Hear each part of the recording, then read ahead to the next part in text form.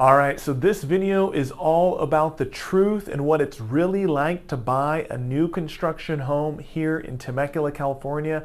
I'm going to give you my perspective as a real estate agent that's helped dozens and dozens of clients buy new construction homes over the last couple of years. And then also just as a homeowner myself, we've actually purchased 2 new construction homes within the last few years. And also I'll give you some of my learning lessons, some of the pros and the cons that we experienced as well. I think it's going to be good information, so let's go ahead and get into it.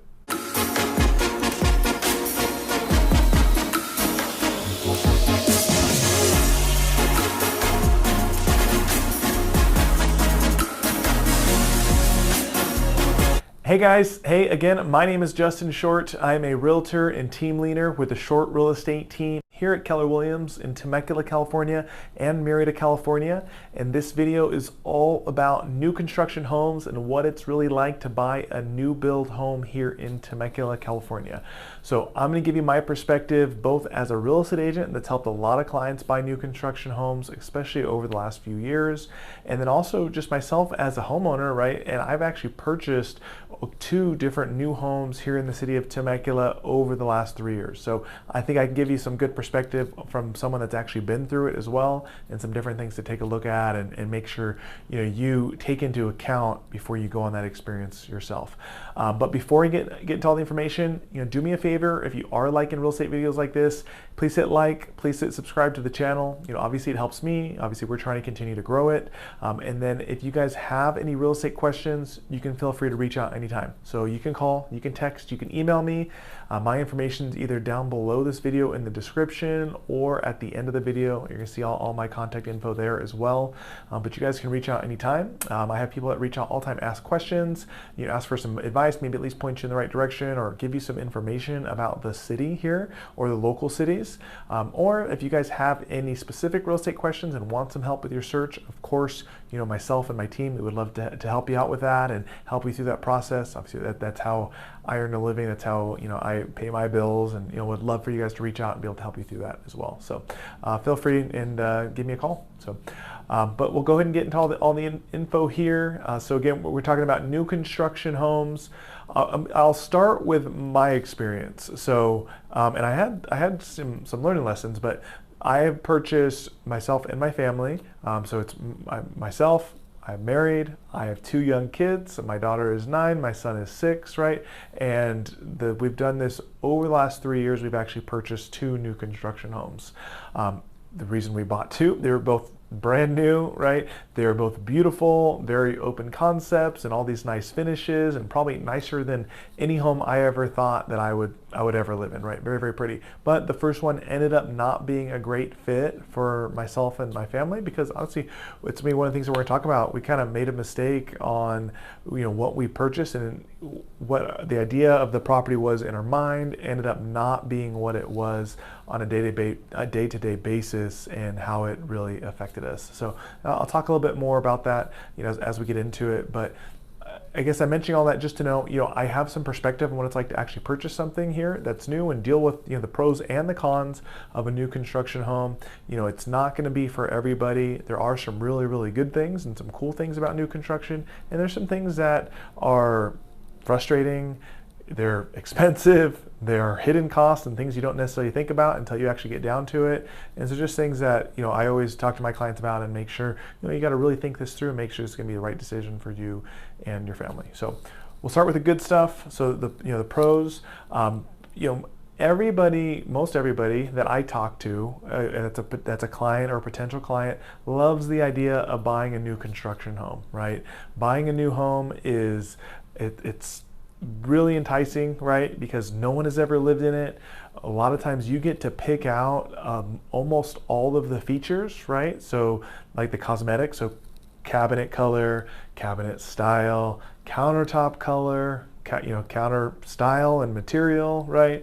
Backsplash or no backsplash. You can upgrade maybe to bigger cabinets a lot of the times. You can pick out the flooring, paint colors, baseboards, right? You can maybe add some options as far as getting a covered patio or a California room, maybe add some windows or add a sink in the laundry room. You can do a lot of things with a new construction home up front and kind of pick and choose and get it closer to exactly what you want, that you that are much more difficult to do in a resale home, right? When it's a resale home and the house has been built for 10 years, and if you want to add a sink in the laundry room, you got to run a water line, you got to cut through the drywall. It's a lot more difficult to do, rather than the builder can just do it while the house is being framed, right? And it's super seamless, right? They just pop a hole in the drywall at the end, and it's easy to do. So those things are really, really nice, and people always like the idea of being able to pick out all the finishes, customize, pick out all the features, etc., right? So that's a big pro about new construction.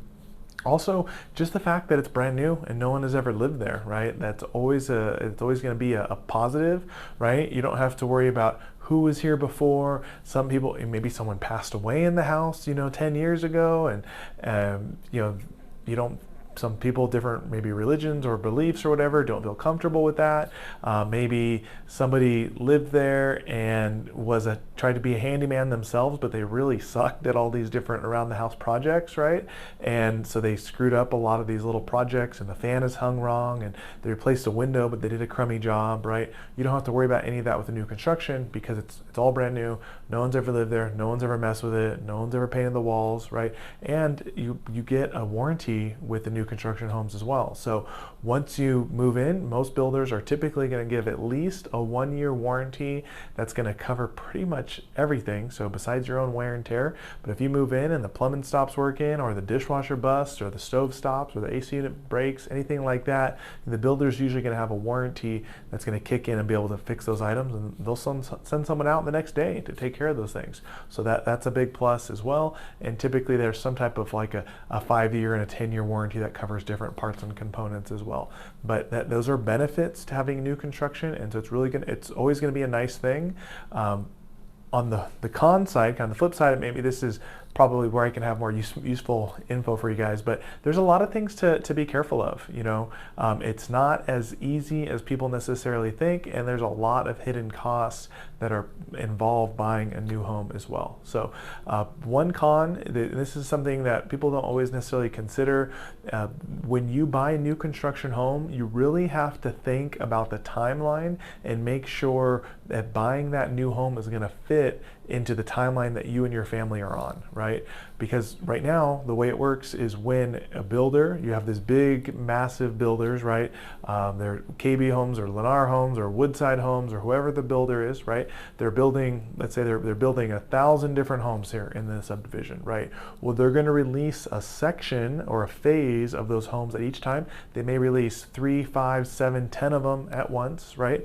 But when they release that phase, those houses that they're releasing, the construction on those are probably not going to be completed for anywhere between 4 to 6 months. Okay, depending on the builder, they're going to have different policies there. But you as a homeowner, you as a buyer, you are going to have to agree to buy that home up front and then wait until the construction is completed, right? Usually it's going to be a dirt lot or very, very close to a dirt lot that they're actually releasing, right? So the challenge for a lot of people is I've just sold my home, right? And I'm looking for a new home to live in. And I like the idea of buying a brand new construction home, but I can't wait 6 months to have a place for me and my family to go, right? So that's a big issue, and that's something a lot of people don't necessarily think about, especially when it is a seller's market right now where most homes are selling relatively quickly.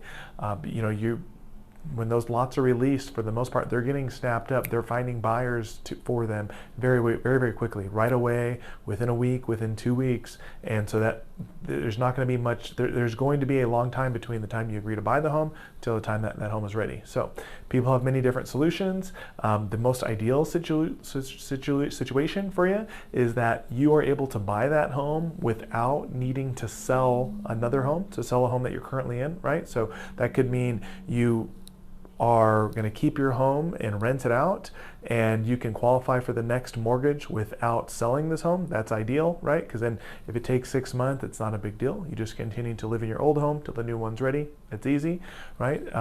A lot of times people do need to sell their home to buy the new one, and if that's the case, you're going to have to find a buyer over here, and you're going to have some type of a temporary housing situation in those 4 to 6 months until the new home is ready, right? So that could mean you're going to go and get a month-to-month rental for 4 to 6 months. It could mean, hey, we're going to go live with family for 4 to 6 months. It could be, hey, we're going to go and we're going to live in our trailer for 4 to 6 months and cruise around and vacation a little bit, and then when the house is ready, we're going to go ahead and move into that and kind of get back to a normal house. But that timeline is something that you really got to think about, and depending on your situation, right? If you're in a rental and your landlord gave you notice and say, hey, you got to be out of here soon, a new construction home's probably not going to be a great option for you. So you really got to think about that and make sure it's going to fit for you and your family there. So second thing I wanted to mention as a potential con is just the extra HOA costs that are typically involved with new construction homes. So most new construction homes, and I would say probably 85%, are gonna have some type of an HOA, and a lot of times, especially in these newer communities, they tend to be higher than others that are in the area.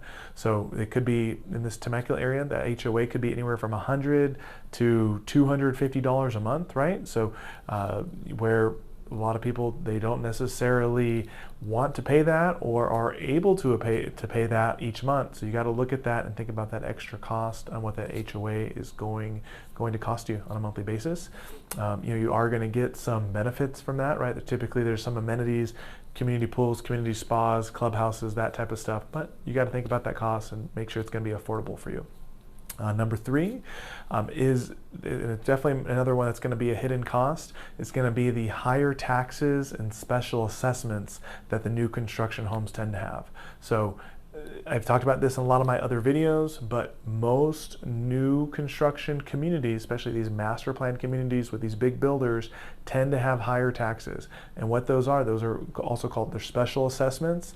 Those are extra taxes that when the builder goes in, they buy a plot of land, right? They buy this big 100 acres, whatever it is, they subdivide it, they're going to build 1,000 houses. They're not just building those houses, they're also building a lot of infrastructure to support those houses. So that means they're putting in streets, they're putting in sidewalks, they're putting in curbs, they're putting in drainage systems, they are a lot of times building like a fire station, they're building community parks, walking trails, all types of different stuff that they may have to put in and build besides just the houses themselves. So what used to happen is the builder used to just go ahead and pay those costs as part of their building costs, right? And somewhere in the mid 2000s, they kind of realized, or I don't know if it's a law that changed or what, but they end up being able to pass on a lot of those costs for that infrastructure onto the homeowner, and they do that in the form of special assessments. So per year, those extra special assessments might cost you anywhere from $3,000 to $4,500 a year in extra taxes. So that could be anywhere from an extra $250 to $400 a month in extra taxes that you're paying part of these special assessments that are part of the new construction. So a lot of people don't realize this until they get into the process and dealing with loans and all this stuff, right? But the magic question that you as a homeowner and a home buyer want to ask when you are talking to a new construction community or builder or anything like that, you want to ask them, what is your total tax rate including all your special assessments, okay? And that's the magic question to make sure you're going to get all the information. So the tax rate that's standard kind of across the board in Temecula and Murrieta area, it's going to be right about 1.15%, right? That's kind of your base tax rate across the board.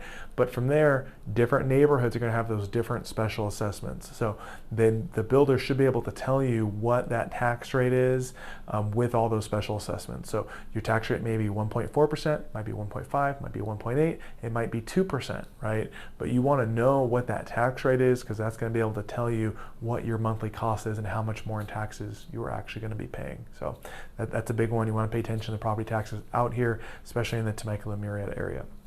The fourth thing that I wanted to mention, just kind of some varying costs and other things that that might seem less significant, but they definitely add up. And this is something as my experience buying a new home, these are things that cost me a lot more money than I thought they were going to. So number one is the amount of upgrades through the builder. So when we talked about, it's nice being able to buy a new home, you get to pick out all these finishes and materials and all the pretty stuff that's in your home.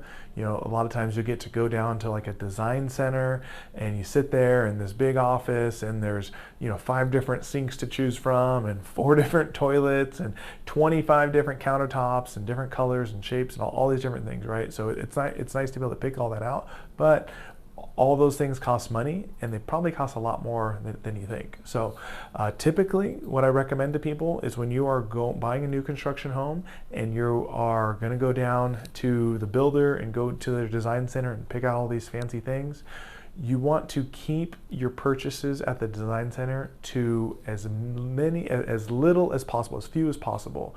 You want to buy as little as you can through the builder, and if those are upgrades that you want to do after you close, you can always do them in the future, right? So the biggest one is flooring. The flooring cost through the builder can be super, super expensive, right?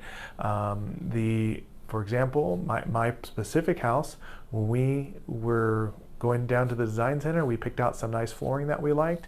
It was luxury vinyl plank flooring, which is very, very common in the area. We've installed it in other houses. We're super familiar with it. I've had a lot of clients use it. It's nice. It's very popular, right? So LVP flooring, we got a bid through the builder, and they wanted to charge us $50,000 to put flooring inside our house. The house is 3,000 square feet, so it's not a small house by any means, but they wanted $50,000 to install it through them, right? I got a quote from a flooring company here in town, here in Murrieta, and they ended up charging me just under $12,000. So the price was over 4 times as much through the builder as it was if I were just to hire somebody outright, right? So it can be astronomical. The flooring is the big one, but typically if it's anything that you can do after the fact, you really want to do that. What I do recommend people to do through the builder are going to be things that are kind of like the one-off, right? So like if there's some countertops that you want to upgrade and it's a few $1,000s to get like this nice marble that you like or this nice material or quartz or whatever it is, hey, this is probably a good time to go ahead and do that, right? Because the odds are you as a homeowner, once you move in, you're probably not going to spur and spring the money to do that yourself for another, it might be 10, 12, 15 years until you're going to pay to do the countertops, right? So if it costs you an extra few $1,000s up front, hey, it's going to be worth it. Yeah, maybe they're too expensive, but you're not going to, there's going to be no reason to change it and pay out of your pocket for new stuff for for a long time, right? So that's a big one. Lighting, a lot of times it's a lot easier for the builder to run any type of extra lighting or LED lighting or cans or anything like that at the time of construction, rather than you doing that after you close escrow, especially in a 2-story home. Running wires downstairs can be super complicated because there's not much room to run them. So if that's something that they offer and you're interested in it, that's probably a good time to go ahead and do that, right? Or things like, maybe in my house they gave us an option to upgrade to add a sink in the laundry room, right? Well, for us that was worth it, right? It cost like an extra $250. They ran a water line in there for us, and so we took advantage of that. If we wanted to add that water line in the future, it's probably going to cost $2,000, and they're going to have to bust in the drywall, and I got to pay someone to redo the drywall. It's going to cost a lot more, right? So it's a lot easier to do up front while the house is empty, while the house is being framed, etc. But you got to be really careful. Don't get carried away. Everything probably is going to cost 2 to 3 times more in the design center than it would if you were to pay somebody out of pocket. But certain things you're going to want to take advantage of. Just especially be careful of the flooring for sure. The next thing I want to talk about is just any type of like hardscaping or landscaping that you're going to be doing. So when you're buying a new construction home, what you're doing is so it's a brand new home, right? You're going to pick out whatever upgrades you want, but in the lot in the back, you're going to have absolutely nothing. So it's going to be a piece of dirt. All you get is this little 2-foot by 2-foot little concrete pad that's super tiny, and the rest of your yard's going to be dirt, right? And most communities, especially if you have an HOA, are going to tell you that you have to develop your backyard and complete it within a certain amount of time. It might be 3 months, 6 months, or 12 months. 12 months is usually the longest that they're going to give you. And so that means you are going to have to shell out some money to go ahead and pay for all that. And it's not cheap, right? Hardscaping and landscaping. So if you're going to do concrete, if you're going to do a patio cover, if you're going to do shrubs, if you're going to put grass in, if you're going to do turf, or if you want to do a pool, obviously that's going to be super expensive as well, but it's going to be a lot of money. Even probably the lowest that you're going to get just for a little bit of concrete, a little bit of grass, for an average size lot, I think people are going to be lucky to spend, $12,000, $15,000. That's going to be on the low end, and all the way up, you can spend 40, 50, 60, well over $100,000 if you're going to do a pool, right? Really kind of the sky's the limit, how nice you want to go, but it is not going to be a cheap thing to do. And worst case scenario, you're at the very low end, you do it the budget way, you got to set aside, $15,000 to be able to do kind of just something in the backyard so you don't get an HOA violation. So that's a big ticket item, and something you really got to think about, if you are going to be buying a new construction home. The other thing I wanted to mention is window coverings. So that is something that we did not think enough about. So, you walk into these houses and they're just windows, right? They don't give you any blinds, they don't give you any shades, they don't give you any shutters, anything like that. My wife happened to like, the nicer, fancier shutters that are, pretty and white, and, that everyone likes, but they're not cheap, right? They cost a lot of money. I think we spent like $6,000, $7,000 just on shutters throughout the house, right? That's something you really got to think about, and those things add up. So if you're going to pay money for flooring out of pocket, you're going to pay money for window coverings out of pocket, if you're going to pay money to do your backyard out of pocket, those are going to be big deals, and something that you really got to think about. Then the last thing that I wanted to mention to you is, just kind of giving you my experience. So I told you we bought two different new homes, right? They're both super, super nice. But what we did not think enough about is how the house that we were buying, what living in that house would be like on a daily basis once construction was completed and the rest of the community was built. So what that means is the house that we bought, it was on kind of a long road, right? We have young kids, we like playing outside with the kids and throwing balls and riding bikes and all that types of stuff, right? And we kind of looked at the map and we thought traffic would flow a certain way. And after we moved in, it turned out that all the traffic went right in front of our house. People were speeding by constantly, and it became a real headache. Honestly, after 3-4 months, my wife and I looked at each other and we were super frustrated by the amount of traffic, how fast people were driving in front of the house. We didn't feel safe playing out with our small kids at the time. They were 6 and 4, right? Playing outside, out front, throwing the balls around and stuff. And that's why we ended up selling the house and moving to another new home that wasn't gonna have that concern, right? So we made a mistake by not putting enough thought into that and realizing how much that was going to affect our quality of life, and how much, and how unhappy we were going to be because of that. So you really got to do a good job of being able to project not only the house, but you have to project what that street is going to look like in front of you, behind you. Think about there's going to be traffic, if the area is going to grow, if there's going to be more traffic in 2 years from now than there is today. You got to really think about how the area is going to mature, and how that is going to be the right lot for you and your family going forward, right? So just being able to really project things, I think, is a big thing. And then the last point I wanted to make is we're talking about new construction homes here in Temecula. The challenge for a lot of people is there are not a ton of new construction homes that are currently going on in Temecula. It's really pretty limited. The reason being is the city of Temecula it's been most of the homes were built mid-90s to early 2000s, right? And so because of that, almost all the space is taken up. So there's not much vacant land that's left for new build construction. So it's very, very limited what's out there. There's 2 or 3 different new construction communities that are currently going on. Both of them are kind of getting towards the end of their phases, right? There are a handful more that are in the process of opening over the next year to 2 years, but they're few and far between, and so there's not a lot of options out there. If you're looking for a bigger house or a smaller house, you might only have 1 or 2 communities to choose from, so there's not a ton that's out there. Because of that, a lot of people do decide to look at new construction, to look at some of the surrounding cities. So Murrieta has a lot more options, City of Menifee has a lot more options, City of Wildomar has a lot more options, Lake Elsinore has a lot more options, and so does Winchester. So many of the surrounding cities have a lot of other new construction options for you to choose from. So just something to think about if you don't see a ton of great options here in Temecula. So hopefully that's some good information for you guys. If you have any questions about new construction or anything we can do to help you out with your search, of course we would love to help you.